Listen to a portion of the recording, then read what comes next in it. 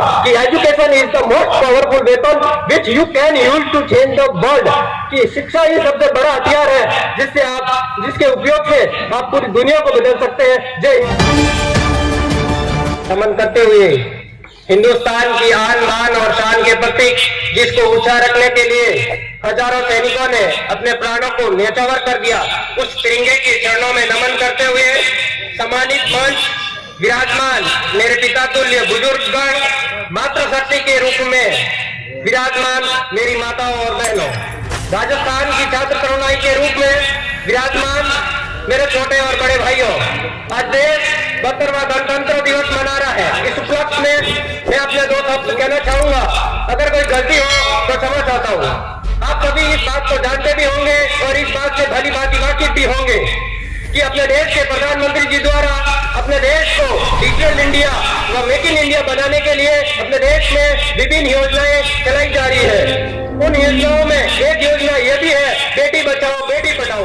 इस योजना का शुभारंभ प्रधानमंत्री जी द्वारा 21 जनवरी 2015 को हरियाणा के पानीपत से किया गया था। इस योजना के तहत बेटियों के शिक्षा के क्षेत्र में प्रोत्साहन दिया जाता है और जिसमें मैं देखता हूं कि अपने क्षेत्र की बेटियों की स्थिति बड़ा दुख होता है मुझे कि अपने क्षेत्र में आज भी बेटियों की स्थिति बड़ी शिक्षा से बेटियां वंचित है।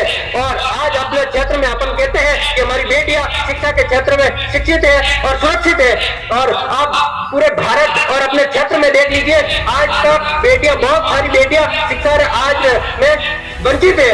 और मैं जो लोग ये कहते हैं कि बेटा और बेटी में अंतर होता है, मैं उन लोगों से पूछना चाहूंगा कि आप मुझे एक क्षेत्र बता दीजिए जहां आपको बेटी ना मिली हो। आप चले जाइए एक हॉस्पिटल में जहां आपको एक बेटी डॉक्टर मिलेगी। और अपने क्षेत्र में देखते हैं कि लोग 40-40 और 50-50 बेटियों का एक साथ बाल विवाह करवा देते हैं। उन लोगों से पूछना चाहूंगा कि आप अपनी बेटी के खेलने कूदने की उम्र में उन्हें चूल्हा चौका थमा देते हैं और आप कहते हैं हम माँ बाप हैं। आप कैसे माँ बाप हैं?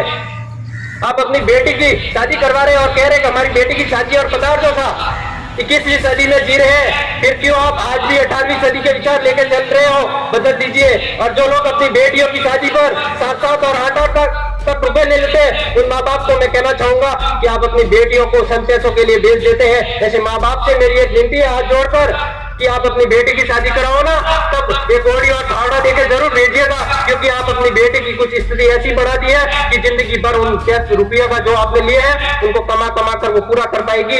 और एक बात का जरा गौर फरमाइएगा कि जो लोग ये कहते हैं कि बेटियां कमजोर होती है और बेटियां लाचार होती है, उनसे मैं जरा कहना चाहूंगा कि बेटियां न तो कमजोर होती है और न ही लाचार होती है। उनको कमजोर कह के तो आपने कमजोर बना दिया गया है। और जो लोग ये कहते हैं कि बेटा तो वंश को आगे ले जाएगा और बेटी तो प्रयासदान है, क्या करना पड़ा के 10वीं 12वीं के बाद शादी कर लेंगे, मैं उन लोगों से कहना चाहूंगा कि आप अपनी बेटी को शिक्षा जरूर दें। उन लोगों के बैठा हुए ना आए। और जब यहाँ तक तो जब कन्या भ्रूण अपनी माँ की गोद में अपनी माँ से प्रार्थना करती है, जब उस माँ का गर्भपात कराया जाता है तो वो कहती है, ये माँ तू भी एक नारी, मैं भी एक नारी, तू मुझे क्यों कोख में मार रही है? एक मौका देके तो देख, मैं तेरा नाम रोशन करूंगी बुढ़ापे में जब तेरा बेटा तुझे ठुकरा के चला जाएगा। आखिर मैं कहना चाहूंगा कि अगर ऐश्वर्या राय बनना है तो एक बुलंद हौसला चाहिए और एक मदर टेरेसा बनना है तो नेक दिल चाहिए। और मैं सभी से हाथ जोड़ के विनती करूंगा कि आप अपने बेटा और बेटी को समान शिक्षा दें। और लास्ट में मैं ये कहना चाहूंगा कि education is the most powerful weapon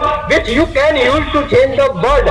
कि शिक्षा ही सबसे बड़ा हथियार है जिसके उपयोग से आप पूरी दुनिया को बदल सकते हैं। जय हिंद, जय भारत।